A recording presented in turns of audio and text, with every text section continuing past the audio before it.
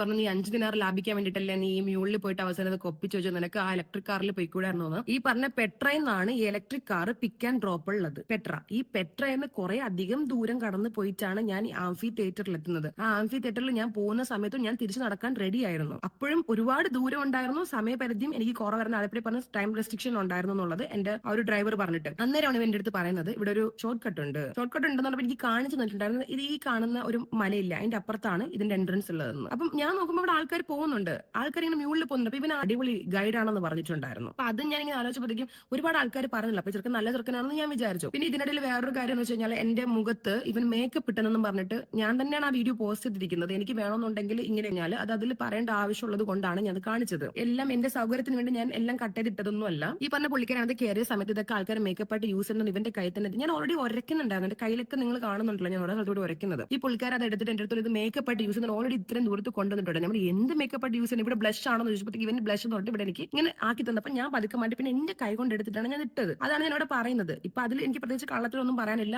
അവൻ എന്റെ മുഖത്ത് ഇട്ട് തന്നത് തന്നെയാണ്. എല്ലാം കള്ളത്തിലും പൊള്ളത്തിലും ആക്കിയിട്ട് എന്നെ മാത്രം നല്ലത് പറയാൻ വേണ്ടിയിട്ടുള്ള രീതിക്ക് ഞാൻ കട്ടിട്ടിട്ടതൊന്നും അല്ല. അപ്പൊ ആ ഒരു ഇൻസിഡന്റ് നടന്നത് തന്നെയാണ്. പിന്നെന്ന് വെച്ച് കഴിഞ്ഞാൽ അവിടെ നിന്ന് ഇറങ്ങിയതിന് ശേഷം ഇവ എന്നോട് പറഞ്ഞു, അവിടെ ആണ് ഈ തോമ്പുള്ളത്, അത് ശവകുടീരങ്ങളൊക്കെ ഉള്ളത് എന്ന് പറഞ്ഞു. അപ്പൊ ഇതുവരെ വന്നതിൽ അത് കാണാന്ന് പറഞ്ഞാൽ എന്റെ മെകളിൽ കയറി. ആ മെകളിൽ കയറിയ സമയത്ത് ഞാൻ ഈ പറഞ്ഞ പെട്രോളോട്ട് എത്താൻ തന്നെ ഒരുപാട് ദൂരം പോരാത്തിന് എന്റെ ഹാർട്ട് ബീറ്റ് കൂടിക്കൊണ്ട് ഭയങ്കര സഫോക്കേഷൻസ് വരുന്നുണ്ടായിരുന്നു. അത് ആ വീട്ടിൽ ഞാൻ പറയുന്നുണ്ട്. അങ്ങനെയാണോ എന്റെ അടുത്ത് പറയുന്നത്, നമുക്ക് ഇവിടുന്ന് 15 മിനിറ്റ് നീ എന്നെ വിശ്വസിക്കണം, നിന്നെ 6 മണിക്ക് ഞാൻ അവിടെ എത്തിക്കുമെന്ന് പറഞ്ഞു. എന്റെ അടുത്ത് എത്താൻ പറഞ്ഞത് 5:30 മണിക്കാണ്. അപ്പോഴത്തേക്കും നടന്നാണ് ഈ 6 മണിയിൽ എത്തിച്ചത് ഞാൻ. അപ്പൊ സമയത്തിന്റെ ഒരു പരിധി നഷ്ടപ്പെട്ടതിന്റെ പേരിലാണ് ഞാൻ ആ ഒരു വേ ചൂസ് ചെയ്തത്, അല്ലാതെ പൈസയുടെ പ്രശ്നം കാരണമല്ല. ഞാൻ വീണ്ടും പറയാണ്, പൈസയുടെ പ്രശ്നം കാരണമല്ല. പിന്നെ അവിടെ 10 ദിനാർ അവൻ മ്യൂളിന് ചോദിച്ചത് ഇലക്ട്രിക് കാറിൽ 15 കൊടുക്കാൻ പറ്റാനിട്ടല്ല. ഇലക്ട്രിക് കാറിലോട്ട് ഞാൻ പോണെങ്കിൽ ഇന്നും ഞാൻ നടക്കണം, ഇന്നും സമയം പോകും. എനിക്ക് ആ സമയം ഇവിടെ എത്തണം, കാരണം 1 മണിക്കൂർ ട്രാവൽ ചെയ്തിട്ടാണ് ഈ വാദി റം എന്നുള്ള സ്ഥലത്തോട്ട് എത്തേണ്ടത്. അതുകൊണ്ട് ആ സമയത്തിന്റെ പരിധി കാരണമാണ് ഞാൻ ഇത് ചൂസ് ചെയ്തിട്ടുണ്ടായിരുന്നത്. പിന്നെ ഈ പറഞ്ഞ മ്യൂളിൽ ഞാൻ കയറുന്ന സമയത്ത് ഇവനെ ഹെൽപ്പ് ചെയ്യുന്നുണ്ടായിരുന്നു കയറാൻ വേണ്ടിയിട്ട്. അപ്പൊ ഞാൻ ഇതിങ്ങനെ പിടിച്ചിരിക്കുകയാണ്. ആ സമയത്ത് എന്റെ ഫോൺ ഞാൻ ബാഗിൽ വെച്ചിട്ട് ഈ DJ ക്യാമറയിലാണ് ഞാൻ വീഡിയോ പിടിക്കുന്നുണ്ടായിരുന്നു. ഇപ്പൊ ഓരോ തവണയും സൈഡിൽ ക്ലിക്ക് ചെയ്യുന്നത് ഓൺ ആവാൻ വേണ്ടിയിട്ടും ഓഫ് താനെ ഓഫായി പോകും, സ്ക്രീനും ഓഫായി ഇടയ്ക്ക് പോകണം. ഇത് യൂസ് ചെയ്യുന്ന ആൾക്കാർക്ക് അറിയാം. ഇതിന്റെ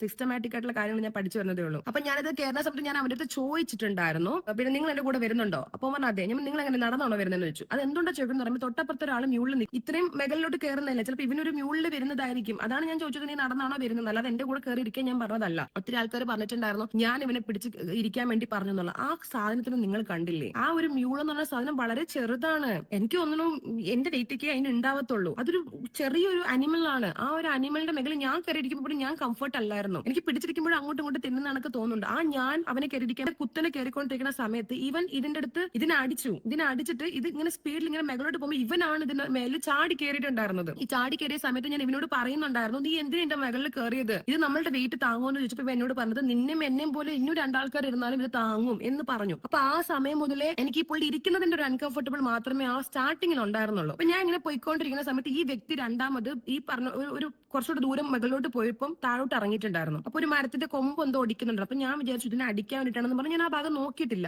അതിനുശേഷമാണ് ഈ പുള്ളി ഈ പറഞ്ഞ മ്യൂളിൽ വീണ്ടും തിരിച്ചു കയറിയതിനു ശേഷം ഓരോ പ്രവർത്തികളും ആരംഭിച്ചിട്ടുള്ളത്. ഈ പ്രവൃത്തി എന്താണെന്നുള്ളത് എക്സ്പ്ലെയിൻ ചെയ്യാൻ എനിക്ക് കുറച്ച് മടിയും നാണക്കേടും ഉണ്ട്. അതിൽ പറഞ്ഞ സീക്രട്ട് ഏജന്റ് ചെയ്ത വീഡിയോയിൽ അയാൾ തന്നെ പറയുന്നുണ്ട്, സാധാരണ ഒരു മനുഷ്യനെ കാണുമ്പോൾ മനസ്സിലാവും ഒരു പെണ്ണ് അൺകംഫർട്ടബിൾ ആവുന്ന സോൺ ഏതാണെന്നുള്ളതും. പിന്നെ ഒരു ആണ് പുറകിലിരുന്ന് എന്തൊക്കെ ചെയ്യാൻ പറ്റുമോ അതെല്ലാം പുള്ളിക്കാരൻ ചെയ്തിട്ടുണ്ട്. അത് നിങ്ങൾ എന്തുദ്ദേശിക്കുന്നു, അത് നിങ്ങളുടെ തോട്ട്സ് എങ്ങനെയാണ് പോകുന്നത്, നിങ്ങൾ അങ്ങനെ ഉദ്ദേശിച്ചോ. എനിക്ക് എന്താ സംഭവിച്ചത് ഓൾറെഡി ഞാൻ ആ ഒരു ക്യാപ്ഷനിൽ തന്നെ പറഞ്ഞിട്ടുണ്ട്. അത് വാഗോണ്ട് പറഞ്ഞൊരു മടി കൊണ്ടാണ് ഞാനിപ്പോ പറയാത്തത്. അപ്പൊ ഇത് നടക്കുന്ന സമയം റിപ്പീറ്റ് ചെയ്യുന്നില്ല. എന്നെ സംബന്ധിച്ചിട്ട് ആ ഒരു സ്ഥലത്ത് നിന്ന് എങ്ങനെ രക്ഷപ്പെടാൻ വേണ്ടിയിട്ട് അല്ലാതെ അടിയും പിടിയും പറിച്ചിട്ട് അവിടെ നിന്ന് ഓടി രക്ഷപ്പെടാനുള്ള ഒരു ആരോഗ്യം കൂടെ എനിക്ക് ഇല്ലാത്തത് കൊണ്ടും അത് പിന്നെ അവൻ പറയുന്നുണ്ട് അവൻ അവിടെ താമസിക്കണം എന്നുള്ളത്, ആ പരിസരത്ത് താമസിക്കുന്നത്. അപ്പം ഇപ്പോ അല്ലെങ്കിൽ എന്നെ കൊല്ലുകയോ എന്നെ വേറെ എന്തെങ്കിലും തരത്തിൽ ഉപദ്രവിച്ചിട്ട് എനിക്ക് തിരിച്ചു വരാൻ പറ്റുന്ന സാഹചര്യങ്ങളൊക്കെ ഉണ്ടായെന്ന് വന്നേക്കാം. അതുകൊണ്ടാണ് ഞാൻ അന്നേരം കുറച്ച് ക്ഷമിച്ച് സഹിച്ചൊക്കെ ഇരുന്നത്. ഇതിന്റെ പുറമെ ഇവനുണ്ടല്ലോ കേരയുടെ മുതൽ എന്റെ അടുത്ത് എത്ര പൈസ കയ്യിലുണ്ട്, നിന്റെ കാർഡിൽ പൈസ ഇല്ല, അങ്ങനെയൊക്കെ ചോദിക്കുന്നുണ്ട്. ഇതിനെല്ലാം ഞാൻ വീണ്ടും റിപ്ലൈ കൊടുത്തോണ്ടിരിക്കുകയായിരുന്നു. ഈ പറഞ്ഞ സാധനത്തിൽ ഞാൻ ഇങ്ങനെ ഹോൾഡ് ചെയ്തിരിക്കുവാണ്. ഇതിനപ്പുറത്ത് എനിക്ക് എങ്ങനെ വീഡിയോ എടുക്കാനാണ്, ഇവൻ കയറിയതായിക്കോട്ടെ ഇവൻ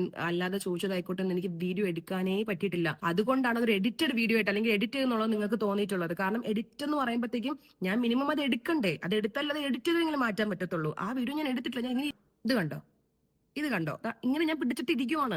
ഈ പിടിച്ചതിനിടയിലാണ് ഞാൻ ഓൺ ആക്കിയിട്ട് ആ സൈഡിൽ പിടിച്ചത്. അപ്പൊ എന്റെ ക്യാമറ ഓൺ ആണ്. പിന്നെ ഇതിൽ 58 മിനിറ്റ് ആണ് ബാലൻസ് മൊത്തത്തിൽ കാണിച്ചിട്ടുണ്ടായിരുന്നത്. ഈ പറഞ്ഞ പെട്രോൾ പേരുടെ മുതൽ ടോട്ടൽ 88 ആണ് കാണിച്ചിട്ടുണ്ടായിരുന്നത്. ഞാൻ ഇതിന്റെ മെഗൽ മിനിറ്റ് എങ്ങാണ്ട് ബാലൻസ് ഉണ്ടായിരുന്നു. പിന്നെ എപ്പോഴാ എന്തൊക്കെയാ സംഭവിക്കുക എന്നുള്ളതൊന്നും എനിക്ക് അറിയാത്തത് കൊണ്ട് ഞാൻ ഇടയ്ക്കിടയ്ക്ക് ഓഫാക്കി ഓൺ ആക്കുന്നുണ്ടായിരുന്നു. പിന്നെ